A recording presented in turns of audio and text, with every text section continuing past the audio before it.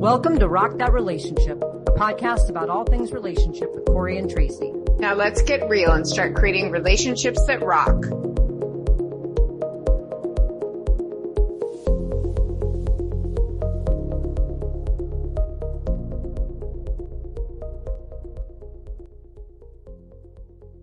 Hello, everyone, and welcome to another episode of Rock That Relationship. We are so excited today. We have another wonderful episode in our series on dating. And we have Bethany Nicole today, who is going to be talking to us about astrology and compatibility of zodiac signs and how to use astrology in dating. And wow, I can't tell you how excited we are to have this conversation. Even our pre-conversation was, I wanted to hit the record button. We were so excited. So thank you, Bethany, so much for being here today. Of course. Thank you for having me. Yeah, well, maybe you can start by sharing with us a little bit about, kind of what is astrology? Most people kind of know what it is sort of in everyday terms, but kind of what is astrology for you and the way that you practice it? How did you get into it? And is there a particular type of astrology you practice, like Chinese or, Mayan or what? I don't even know all of them. So tell us a little bit about your background, how you got into this and what really astrology is. Definitely. So astrology is really just kind of, in general terms, the study and interpretation of the celestial bodies. So that would be stars, planets, and basically how it affects human affairs, right? How it interacts with human affairs. And it really just is kind of seeing how those play a role in our individual personalities, how we relate to other people. And, of course, even there are astrologers who look at big events that happen on the planet. So it can be as little as how you talk to your partner to, when is the world going to end? Astrology just covers all of it. I got into it. My degree is actually in philosophy. And so a lot of philosophers are also astrologers. And that was kind of how I got into just the basic study of it. And then within the last couple of years, I really kind of dove in. And especially when I started practicing with relationships, I just realized how impactful knowing that information about the couples or the individuals was. So I've really incorporated it. I actually use a lot of Kabbalistic astrology.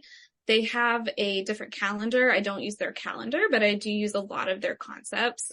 It's very deep. It's like 4,000 years old. It's, really kind of very spiritual, very into that. I kind of calibrate depending on where my clients kind of lie with some of these things. Like everyone's not necessarily wanting to learn about past lives or anything. Sometimes they just want to know how to not fight with their partner. So I calibrate it, but that's really kind of the basis. If my ideal client is someone who really wants to get into that, I guess, but I can kind of calibrate it along the way. That is that's so interesting. Well, we both said it at the same time. Jinx. I know. Go ahead, I'm the ideal client because I want to get into all of that. But I wanted to follow up. Kabbalistic, did you say? And yeah. Is that what you said? Is it is that starts with C or K? I'm going to look this up later. It's Kabbalistic. Yeah, Kabbalah. It's the okay. Interpretation. Yeah.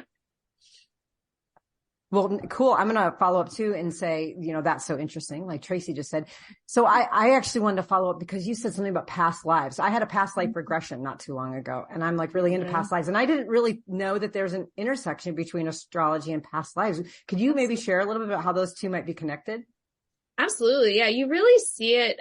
So if you want to dive real deep into the Kabbalistic take of it, the Kabbalistic take is that we actually choose what zodiac sign we want to come through. We choose, reincarnation wise, from past lives, we make decisions, I guess, about, what attributes we want to have, what energies we want to work with based on what lessons we want to learn. So that's kind of how past lives play a role, and where I really look at that in the chart. Most people look at it in the chart, in what's called your north and south nodes.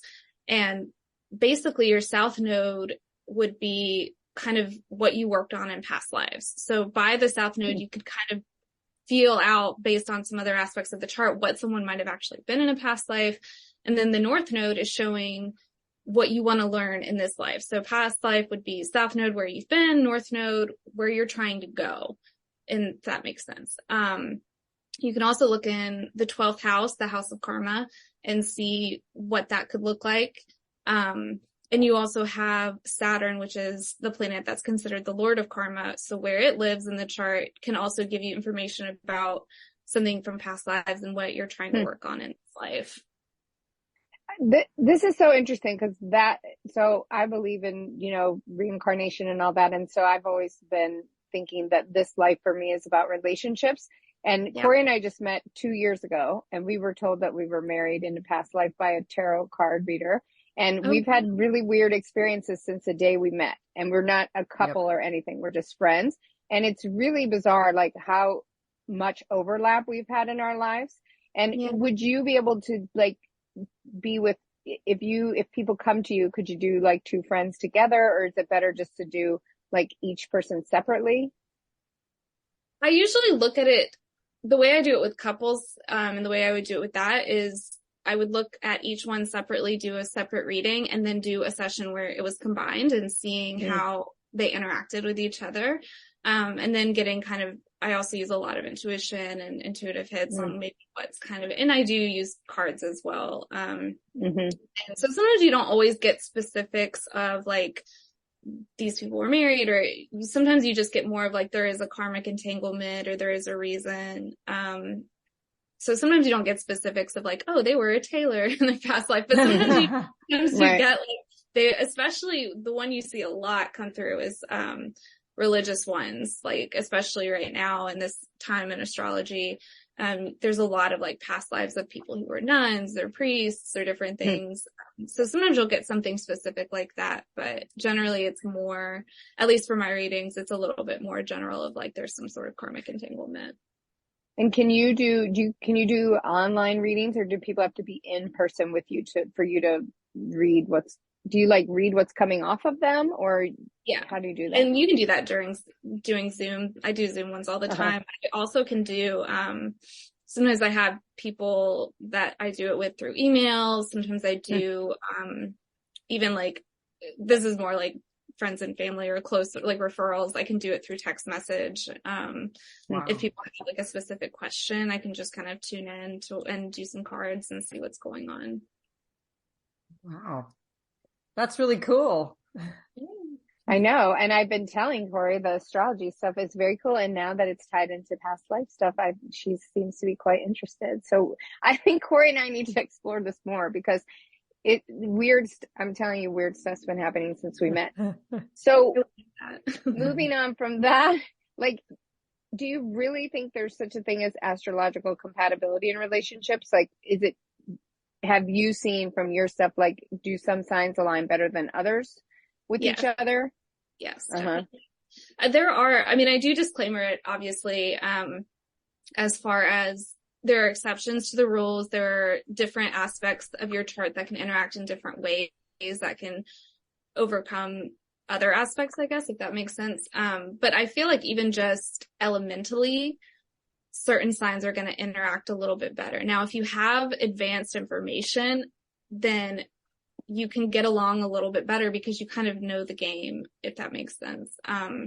Whereas if you are going into a relationship blind and there are two signs that don't generally relate well to each other, then they don't really have the information of how to navigate that. So then you can see it be more explosive, more doomed in a sense. Whereas if you have all the information about, hey, this is how your partner, you're saying this is how it's coming across, then you work with that and kind of rephrase things or try this method. And then it's not as explosive. And you actually could make it work. So there are kind of, your moon sign plays a lot of roles in relationships. Sometimes that can actually overcome the sun sign. But there's kind of, I guess, 3 layers that I tell people to look at, just baseline as far as astrological compatibility in their relationships. There's all kinds of ins and outs, but is to just look at how the 2 elements interact in nature. So fire and water are considered 2 of the toughest ones to try to be in a relationship together. But look how they interact in nature. What does water do to fire? It puts it out. What does fire do to water? It turns it into steam, right? Like those aren't naturally compatible in elemental aspects. And that's really how the baseline of astrology plays out. So like for fire signs do really well with each other. fire and fire. They also do well with air signs, but look what air does. It helps, if you take air away, the fire dies, right? So they do well in nature together. Of course, you can also have the aspect where, you have a forest fire, right? Like too much air create that. But generally just kind of as elements, they do well together. So that's like baseline astrology. And what are the elements? They're fire, water, and air? Is there another one, or is it just those Earth, three? Fire, water, air, and earth. Yeah. Okay. Yeah, Tracy, cool. I think you're an earth, right? We're Virgos. So Virgos. Yeah. Although I read something the other day that had a different, I guess it depends on which calendar you're looking at, right? To call whether you're a Virgo. Which sign you're at. Yeah, but like I said, the Kabbalistic calendar is actually different. I don't use their calendar. But because the main astrological calendar is based on sun, and the Kabbalistic one takes in more of the moon, the lunar aspect. So I don't use their calendar, but you can, depending on, and Vedic uses a different calendar. So depending on what you're going through, you might fall into a different sign. And then for Kabbalistic readings as well, each sign has an outer influence and an inner influence. So like Scorpio is a water sign, but it's considered the fire of the water signs because it interacts a lot like a fire sign would, even though it does have the depth of the water signs. It's very like reactive, like a fire sign would be. So that can kind of play into it as well. So you could have, if you had a Scorpio that had a lot of, that fire energy, and maybe they had a moon sign and a fire sign, then they might actually be okay with a fire sign, even though generally speaking, water and fire are the toughest. And in Kabbalistic, they're actually like, don't even try, but because it's just so elementally like clashing. But there are different aspects that you can kind of come into play with.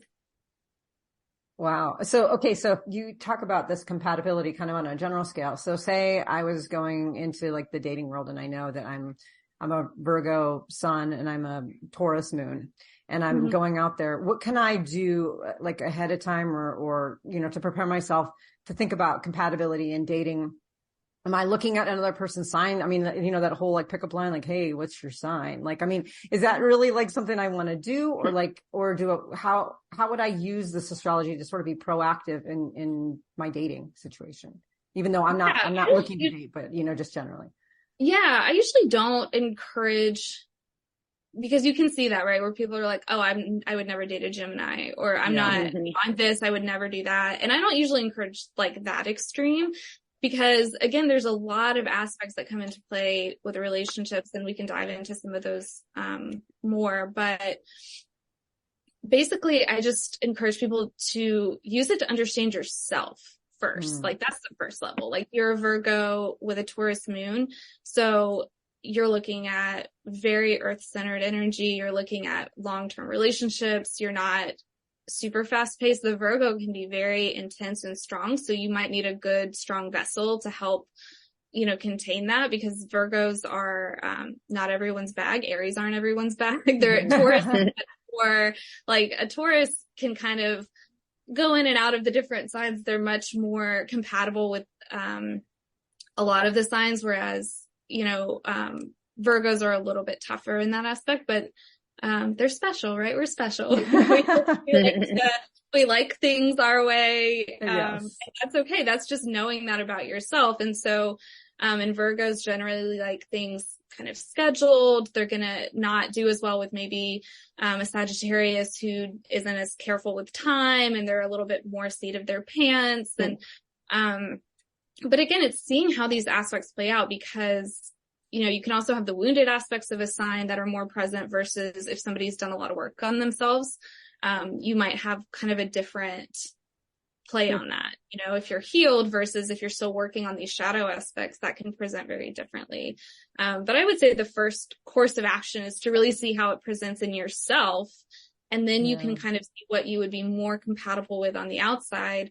But again, it really, it's kind of like checklist. Like you could look at somebody and they check all your boxes and you have one date with them and you're like, this is horrible. I don't know what's going on. You know, like, and that's the same with astrology, right? Like we're given this roadmap, we're given this guide, but we're not privy to your inner workings. I can feel energies. I can read off of different things, but you know, again, Kabbalistically, this is your journey. This is your life. This is your decisions, your free will.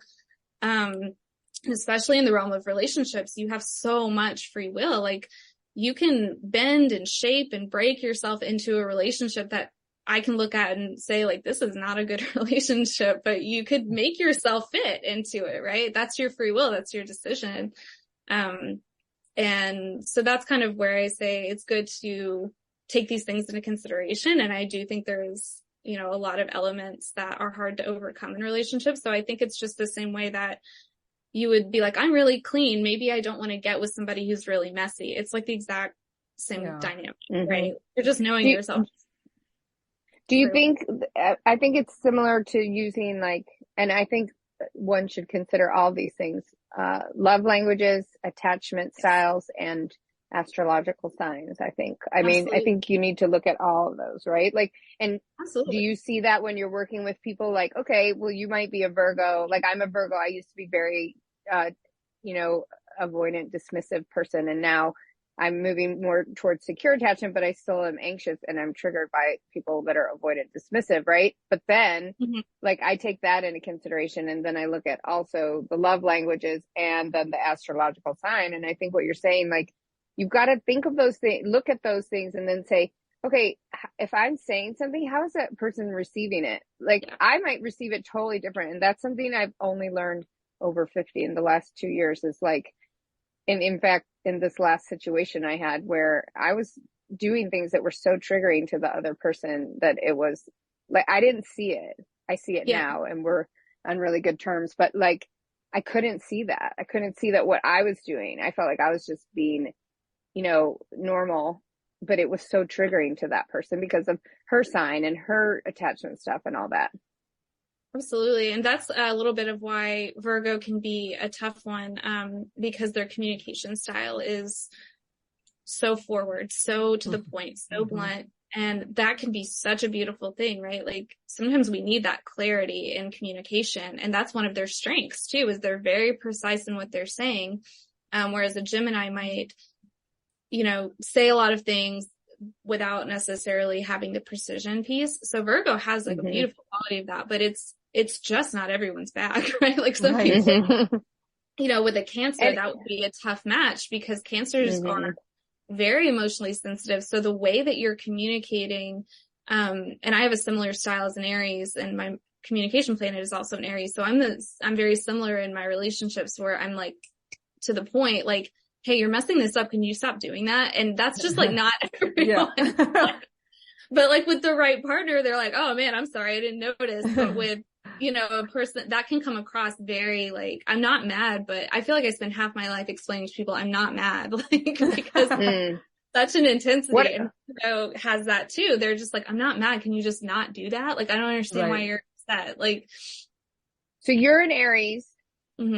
And both Corey and I are Virgos, and both Corey and I have either are seen or have been seen or in some kind of flux flow with somebody who is an Aries. And so that, when I read about that, because that's the first thing I check when I start seeing someone is what's the astrological signs. And it said that Aries Virgo combo could be either a forest fire that burns everything down in its wake, or it could be really passionate and great. And for me, I've really had to look at that. Like, the way that I was coming across was, and the way I was perceiving that Aries was, it was a lot of misperception. And now that I've like stepped back, I can see it totally differently. Yeah. And I have a Virgo rising. So those are the two energies that I actually have competing in myself very often.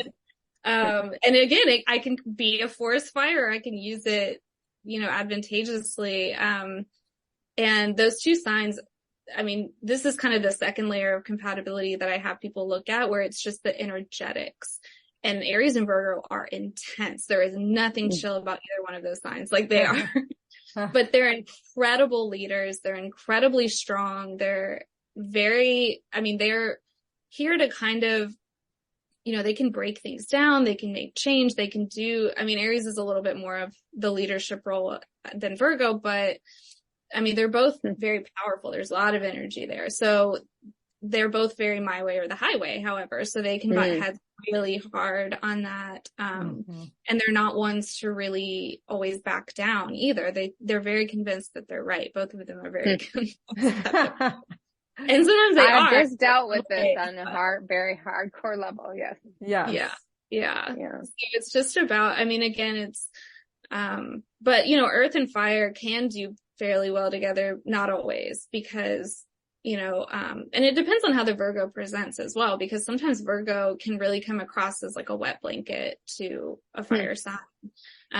Because what happens when you throw dirt on a fire, right? You can put it out. And so that can, but, earth can also hold fire. It can be a good container to, have fire grow. So it just depends on how it's playing out. And then, your moon sign comes into play a lot too, because that's your emotional realm. So even as, even if their sun sign is fire, if their moon sign is Cancer, then that means they could be interpreting it from a very emotional level, even if their sun sign is very fiery.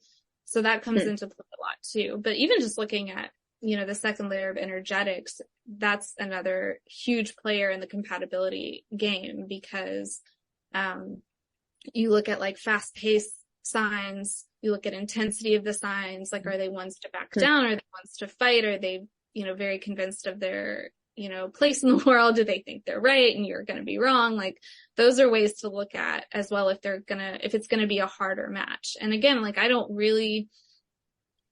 think it all depends. I think there's harder matches. I think there's easier matches. And that's what I encourage people also with like the love languages and attachment theory. It's like, what do you want to enter into a relationship as? If you're already in one and you're married, like, and you have kids and you really want to work this out, like, there's a lot of things we can do to make that relationship easier on you.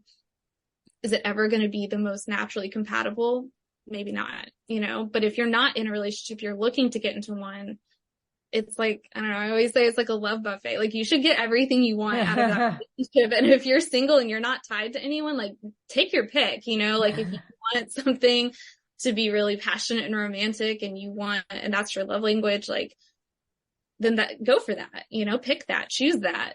If you're in something and you are attached to someone, that's maybe a different conversation. You've made some decisions and now we're looking to make more. But yeah, if you're going into it, like, get your fill, get what you want, pick it, cherry pick all the aspects you want of something. Like, it's your life. Like, where are the rules saying you don't get to do that, Yeah.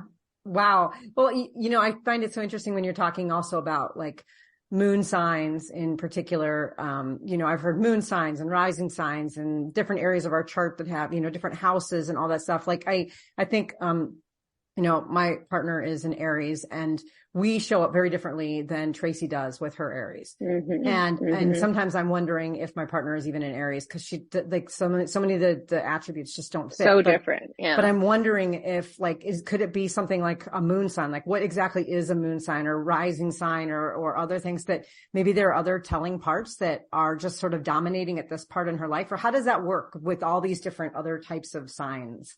Yeah, that's a great question.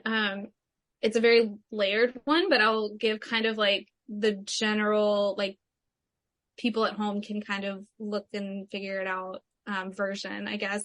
And it's also different by astrologer, right? Everyone has their own interpretation of, like, there's general outlines for the signs, there's general outlines for the houses, but your reading of that, your interpretation, that's like what separates astrologers, right? Like, that's kind of where your own gifts lie, is like, how do you interpret it? And so that can vary, but generally speaking, so your sun sign is kind of your elemental, how your life path, kind of your basic outline, I guess would be a good way to put it.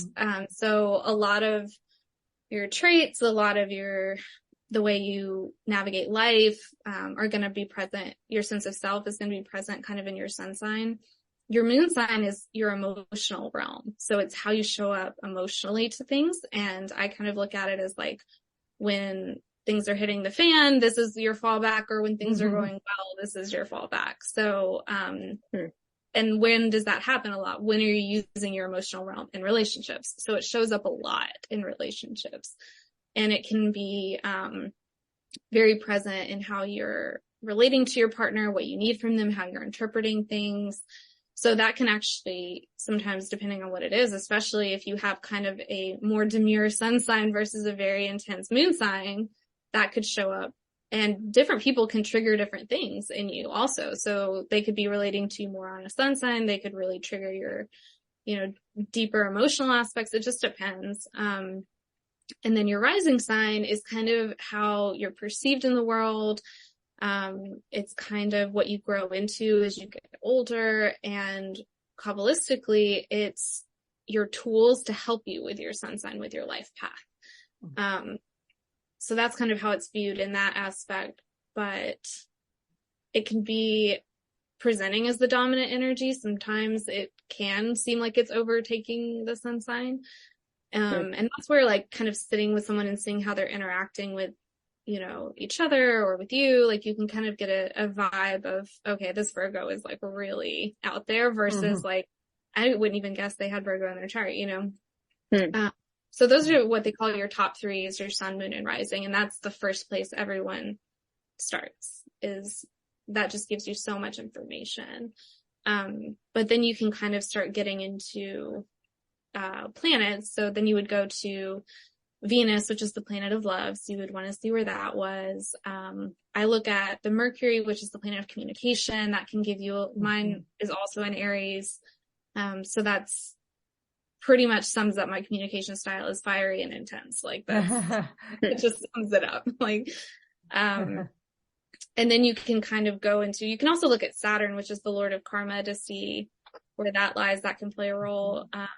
And then you can go into the houses. You have the house of relationships. You have a house, like your 8th house is kind of your sexual house, your intimacy house. You can look at that. I also like to look at, and this is where, each astrologer is a little different, but I like to look at your, like the 2nd house, because that's actually kind of the money house, but it can also be like value, like where do you value yourself? So like if you had, Saturn in your 2nd house, I might look at like, you have something to work out in that area. So is it about, are you getting in these relationships because you don't value yourself? Like money and love have always been pretty tied, and we see that a lot, right? And so that's another place I like to look. And you can look at, there's 12th house, which is again, the house of karma. There's houses of like love and romantic love and relationships. So you can kind of look at those as well. And those are going into kind of the deeper layers, but just for like everyone at home baseline, your sun, moon, and rising is the starting gate, I would say. And then the second step is getting a reading. I'm going to get a reading. I'm getting a reading from you for sure. I want to get a reading too. I know, it's so complicated and so interesting, right? Like, and it's so much more than you just say, oh, I'm a Virgo. I've read 20 books on Virgos, and usually I fit exactly. But now as I'm aging and I'm coming into all this stuff about attachment style and love language and all that, and meeting people, I thought, when I was 15, I'm going to meet someone, be married, and be married for life. And now I've been with about 8 to 10 women. And I really, it's very interesting. I think there's a lot to this. And before I would be like, oh, the book says it's not going to work. And then rather than, okay, well, why is it saying that? Because there's these different styles and I need to learn how to adapt to that style. I mean, I really, this last thing I was in was very challenging for me and my friends. And just listening to this conversation, I'm realizing there is so much more to it.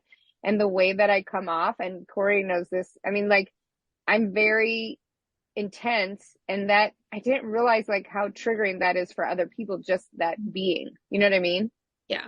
The way it just lands. how I show up. Yeah. Yeah. Yeah. And that's something that, there's aspects of it that we learn to work with and control within ourselves, but then there's also aspects where you just kind of learn this isn't a good fit for me. So when I am working through a problem, for example, I just kind of burn, right? I just kind of let it out and I'm working through it and I'm processing it. There's, a little bit of event to it, but I really want a solution-based response. And so in partnerships or even in friendships, I do really well with Leos. I do well with Geminis, like other intense signs that can really hold that energy and then reciprocate what I'm needing out of that conversation, which is like a solution. Like I'm not necessarily doing it to like, you know, like I had a boyfriend once. It's like just such a weird dynamic, but he was Libra. He was very, very sweet, very calm. I remember just going through this like really intense time. I had to figure something out, and I was looking at him, for like help in that way. And he was like, "Oh, I wish I was there to give you a hug." And I was like, that is like, you know, but like there are people who would really value that in a partnership. Right. I was like, this is useless. You are like, and so I've learned from these experiences, like, that's not a good fit for me. And like for even in friendships, like I had a Cancer friend who just like could not handle those type of conversations. So I had to learn, like, she's not a good vessel for this. Like, it's just not like we can grab coffee, we can talk about books, we can enjoy the weather, like whatever. But as far as like deeper stuff, like it just was so intense energetically for her that you kind of learn like these just aren't the great fit. It's not good or bad. It's not right or wrong. It's just like, this is what I need out of situations. So like, yeah, of course I have to,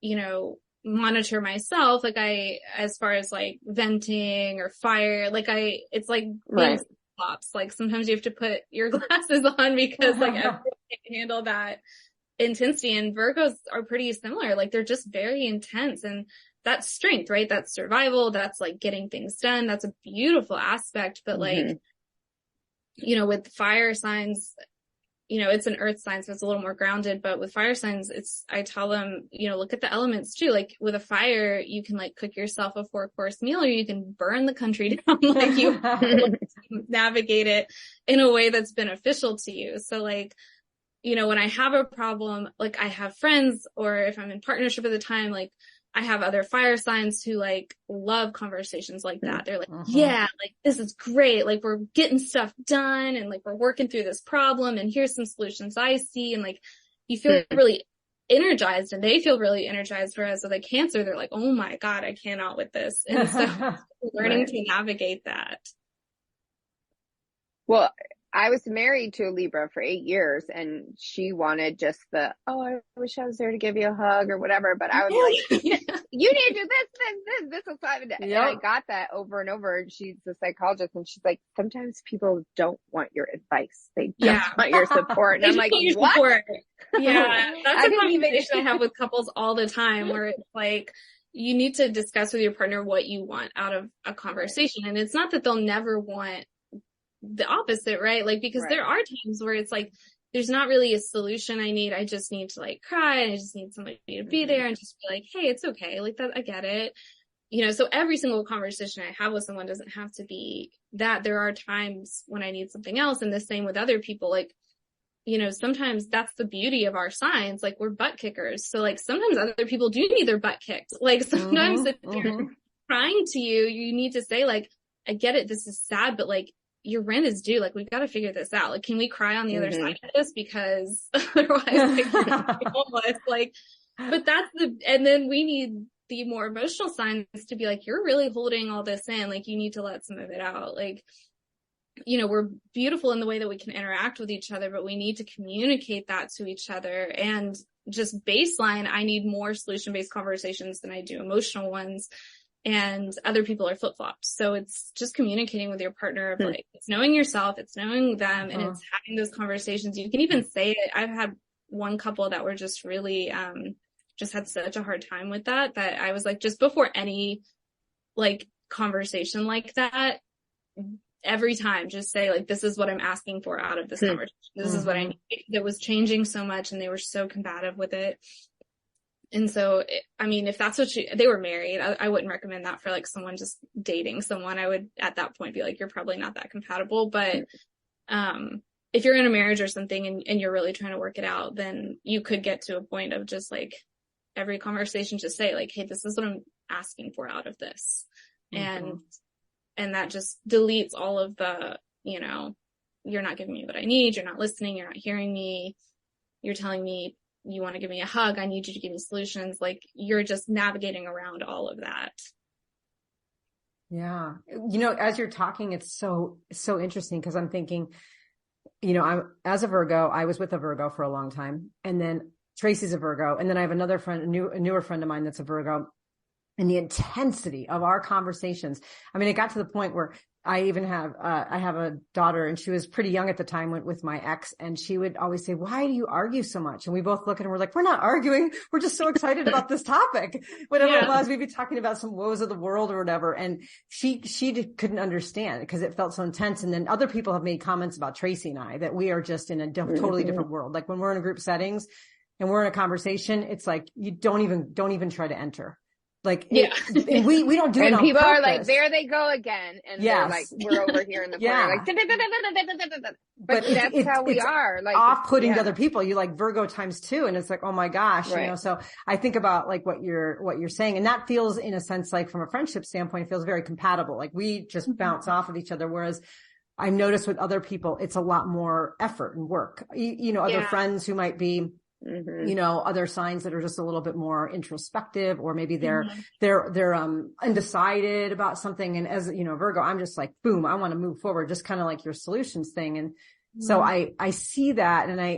But it's also hopeful to know that, you know, that with the right kinds of conversations and things, you can find a way to capitalize on, on that. And maybe that's the person you go to. Maybe I don't go to Tracy if I say I need a hug. I mean, Tracy would give me a hug, but she's not my go-to when I think I really need a hug right now. She's my person I go to when I'm like, I need answers. I need guidance. I need to talk this through.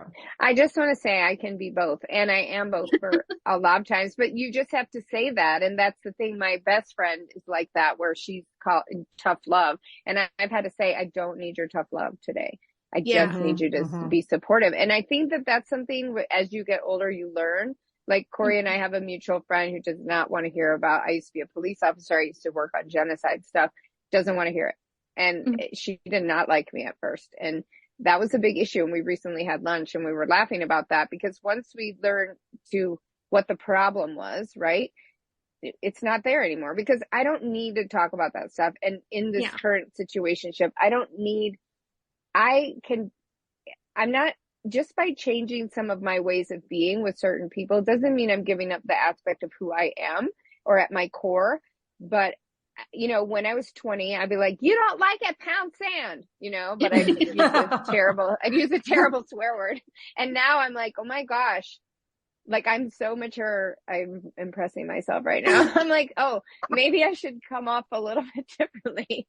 Maybe everyone doesn't have to take it. You know what I mean? Like, I think this is really important, because I really like, Corey and I have this discussion all the time. I try to stay friends with all my exes. I try never to let someone out. I would get back with, you know, an ex. And it's because I feel like we're constantly evolving. And so all this stuff is just information to help us, rather than say, okay, that's not going to work out or whatever, you know, like you love somebody. I love somebody very much who's just, at first, it was that banging of heads. We both had to be right, the Aries Virgo. And now I get it. And now I'm backing off from that. And it's changed the dynamic so much. Yeah, absolutely. Absolutely. Yeah, because I think that's the hard part too. I think society wise, the intensity, like the signs that are the more intense usually get the bad rap, right? Like, but that's what it takes to change things sometimes, like leadership, breaking down walls. Like sometimes you're not like, you know, and that's what I tell Leos this like all the time, and other fire signs too. But, you know, if you're going to lead, that means you're out in front of the pack. That doesn't mean that you're like hanging out in the back with them, being everyone's best friend. Like a lot of the leaders in our world were hated, you know, you just kind of have to get used to like the intensity is not everyone's bag. It doesn't have to be everyone's bag. You know, once you kind of get set on what is your role in this world, what is the sign meant to do? What are you supposed to be learning from it? It takes kind of the blame out, I feel like, you know, and because, you know, some of the other signs, maybe like the Cancer signs get called weak a lot because they're very emotional and they cry, but that's just their way of processing emotions. And so it's just kind of respecting, like everyone's just kind of as they're meant to be. All the signs have shadow, all of them. Nobody is immune to shadow. Everyone's got good and bad. Can you explain that? Because my psychic has told me that I need to do shadow work. Can you explain what you mean by shadow? What does that mean?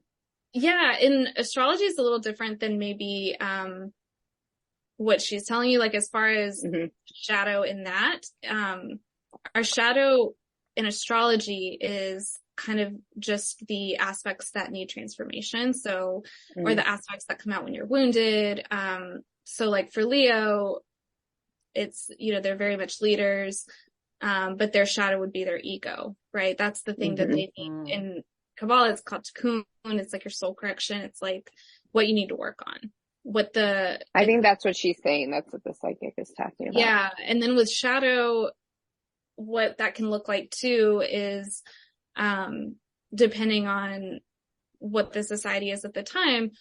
So like we were saying with the intensity, that's given a bad rap in society because it's not popular. It can be very intense. It can be, breaking things down.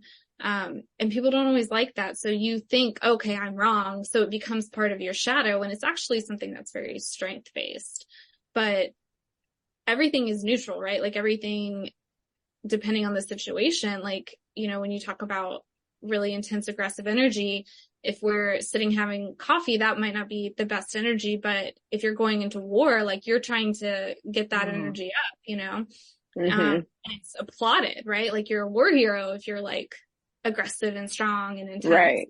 Yep. But we don't always look at it that way. And our parents, especially a lot of it comes from our lovely families.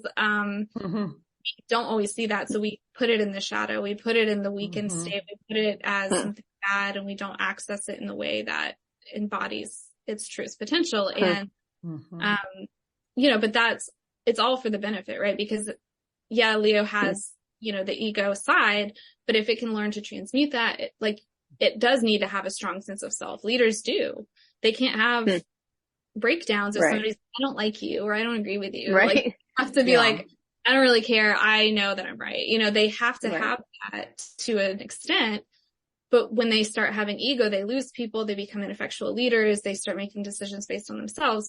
So it's all beneficial, right? You just needed to transmute it into a way strength, as opposed to a way of like, it's all about me. I'm so great. Look at everything I did, and transmute it into something like, I believe in myself.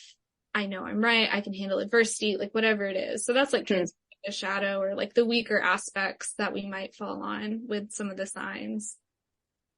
That's so interesting. Great. Yeah. And I mean, and thinking too about, like, as you were saying, okay, so transmuting some of this shadow stuff, but also the idea of is also being more permeable in how we show up with the things that could be shadows to some people.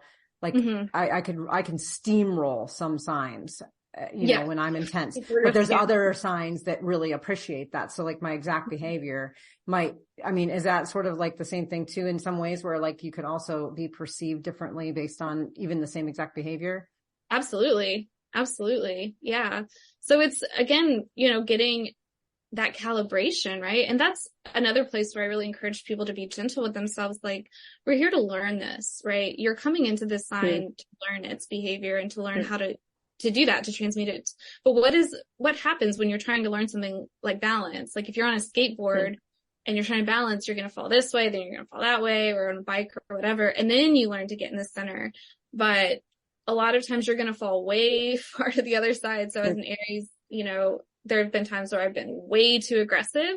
There have been times when I've been way too passive. And it's like trying to calibrate that into the middle, but we kind of sometimes fall one way or the other, and then we beat ourselves up and we're like, we're fine. I'm just not going to try. I don't know. Or we let other people say like, oh, you're this, you're that. And it's learning that calibration. What ultimately it's all about is like, how does it benefit you? How does it benefit society? How does it benefit your mission, your goals in your life? Right. Because that aggression, if you're trying to sit and have coffee, that's hurting you. That's hurting other people, versus if you're going into battle or you're trying to change the world, that aggression can actually be very beneficial to you and society. So it's like calibrating it kind of based on that, I feel like. Yeah. Wow. That's so cool. It is interesting. It's like yoga is trying to get you into balance. So many things that I like more and more as I age, and get more mature. Like it's all about balance, right? It is. I feel like that's the goal, like we live in a world of duality, and what would be the goal other than to balance it, Exactly. Do you think that, intuition is guided by astrology, or what role does intuition, and you said you're intuitive, like play in dating and relationships? Yeah, definitely. And they get into Kabbalistically and other studies as well, get into that each sign can utilize their intuition differently. It comes in a little bit differently. So you could have, like Aries, it's very quick. It's very like, yes or no, like gut intuition, because Aries is the first sign of the zodiac. It's meant to be a leader. It's meant to move fast. So that's the best way for it to use this intuition. Like if you're on a trail and you have to make a quick decision, that's beneficial for you to have a very quick based intuition, like gut check, yes, no, versus, something like a Cancer, which is meant to be a more emotional, relationship based, long-term kind of home based sign. Its intuition might be a little slower coming in, but it's going to be a lot deeper. It's maybe going to get to different layers of something. It might take longer to develop. So that can play into like how you use your decision making. And using that, understanding that about yourself and using that in dating can be really helpful, because like for a Cancer or a Libra, something that's a little bit more passive of a sign, on a date, they might be more likely to kind of just be taking in the information. Like they might make their decision about somebody like a day or two later. Whereas an Aries, after 10 minutes would be like, this is not it, like play out that way. Yeah. And learning how your intuition best works, and what's comfortable for you and your sign. And the moon sign can also play a lot into that as well, because the moon is our intuitive base. So you can also look at your moon sign for how your intuition might play out best for you, and what are the ways that you can really access that and use it and guide it. But yeah, in dating especially, it's all about intuition. That's your best friend, because again, you can have a checklist of somebody, they meet you in all the right places astrologically and love languages, but you're like, there is just something off about this person. I can't put my finger on it, but you have no idea why, or just even like, it's not in it. I don't know. I have no reason not to be, but it's just not there. But that's your intuition. That's your guide, your personal guide telling you this isn't it. So intuition in dating, I feel like it's just everything. I've never heard of that where different signs use intuition differently. I'm definitely going to talk to you. I'm so fascinated by all this stuff. So I know we've had such an amazing conversation, and wow, we just chatted away. I love this. And so, but I want to like leave you with kind of an open forum, like any like kernels of wisdom, if you could say a couple key takeaways for people who are considering using astrology, to help inform them as they go through the dating process. What would those key takeaways be? Yeah, absolutely. I always recommend a chart reading, finding, at least getting your chart done, right? Because even some of the online forum or platforms like Costar, Astrologer.com, different ones will have at least a basic breakdown of like, oh, this is what this sign and this planet means, or, they'll give you at least a little bit of background on it. So even if you're not you're not booking a session doing a reading, I always recommend just at least like do the basics, right? And there's basic elemental of like, these are your most compatible signs. These are generally the least, and they usually tell you why. And I just feel like knowing yourself and knowing everything, getting all the tools, that's just amazing. And moving forward in dating, that's how you get into long-term, meaningful, compatible relationships, is like knowing so much about yourself and at least getting that information. But I think, especially if you're hitting roadblocks, I feel like that's when you really want to reach out to an astrologer or an expert or whatever, just to at least, because there could be something very simple in your chart that it's like, you keep going after the same person. Why don't you, I've done where I was like, you're dating guys your age. Have you tried dating a little bit older? And then the next person she dated was the one, and he was, and that was what she needed to do, was just switch up kind of her conception of what she needed in her life. So sometimes it's something very simple like that. And, just a little tweak can help get you out of a rut, just having someone look at that. But yeah, that was kind of a long explanation, but the nugget would be like, get your chart done, at least know the basic concepts of it. see what resonates with you. That's the best advice with, cause I get asked a lot too, like, how do you tell a good astrologer? How do you tell a good psychic? How do you tell a good tarot? Like, what is the credentials for that? Because it's not like you go to college and get a PhD in it and you're like, well, here are my certificate. Like, and so, the best thing is, does it resonate with you? Do you feel like what they're saying hits like that nugget of intuitive truth that you feel? And, with my clients too, I'm like, take what resonates with you, leave what doesn't. It's not an exact science either. Like, I'm getting coming into me, but I'm interpreting it and and handing it to you. Like, it's like a medium. It's like you're getting the information and I'm trying to interpret it so that you can understand it. But it's, if I'm missing the mark somehow, if I'm not like, it's not like somebody's whispering in my ear, like this, and this. Sometimes I get a vision of it. Sometimes I get a message, sometimes it's a tarot reading. So just take what resonates, leave what doesn't. If it's like, and sometimes the things come through, later. You're like, I don't understand what that means. And then 3 days later, I'll get a message like, oh my God, now I ran into this person.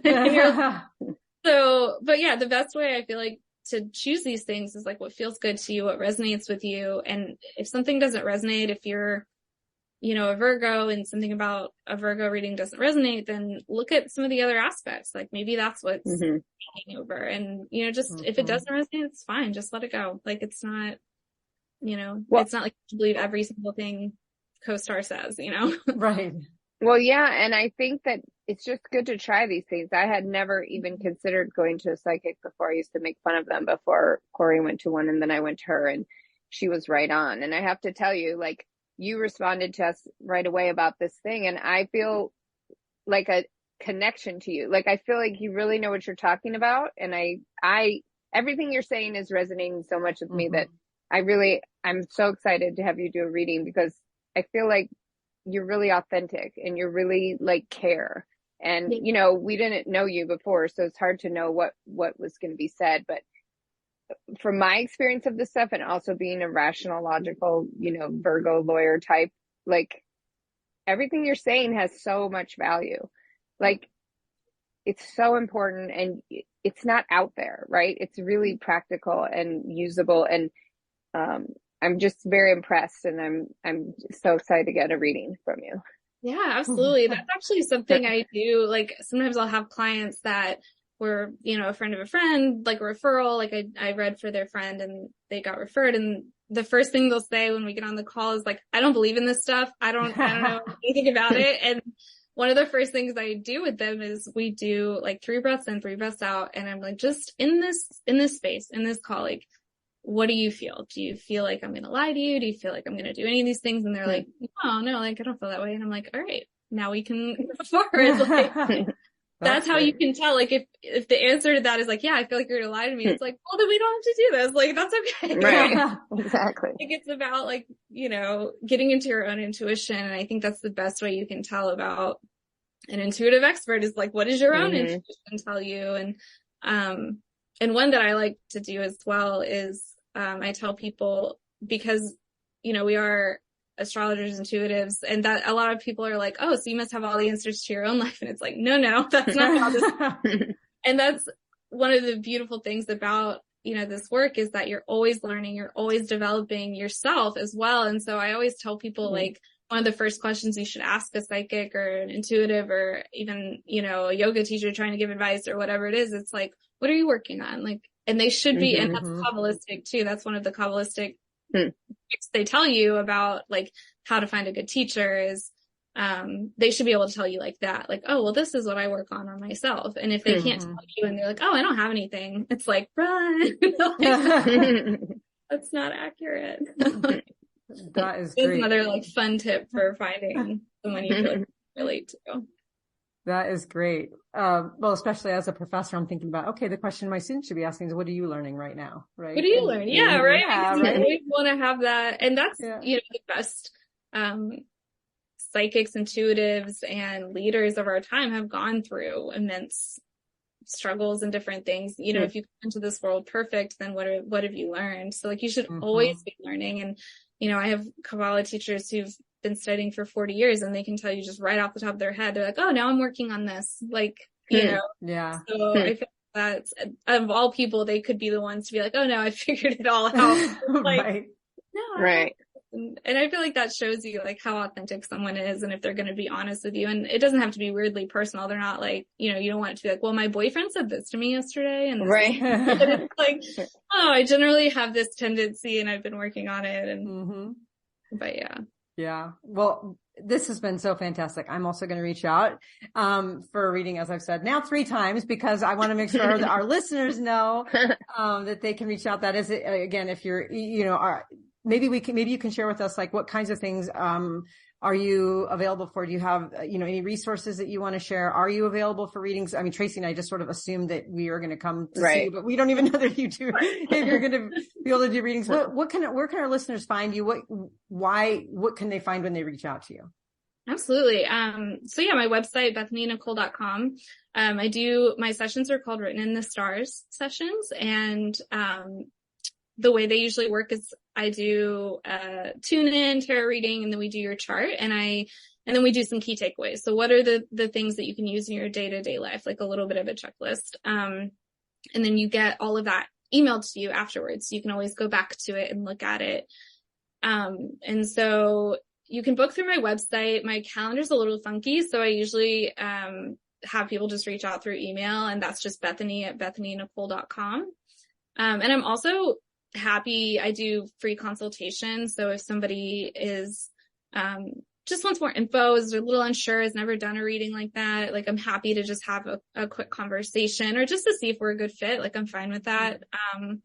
And so if they email me, I can set them up with, I think it allows you to book on my site, but again, my calendar's a little funky, so it might show, I might have more availability than what it shows. I might have less, you know, so, yeah, if they just want to shoot me an email, I'm happy to do all of that. And the sessions are, of course, they can be calibrated. If you'd rather, focus on something specific, you can have a question, like, that's fine too, or I can do just kind of a general one.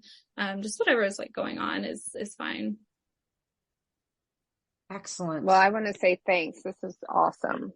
So I've already learned stuff during the conversation. I've had some more realizations about stuff.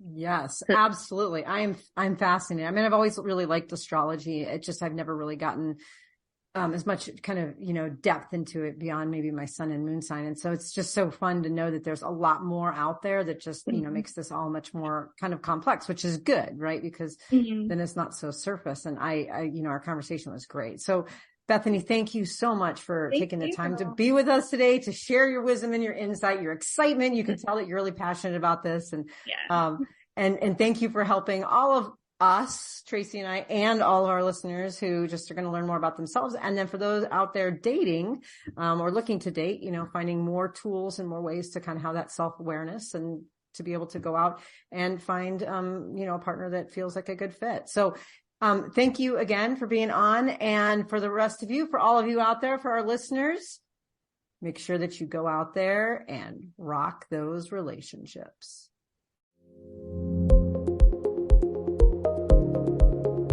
If you liked what you heard, check out our show notes for resources from today's episode. Make sure to follow us on Facebook and Instagram under Rock That Relationship, and go to our website at rockthatrelationship.com for updated episodes and more great information. Thanks for listening. Now go rock those relationships.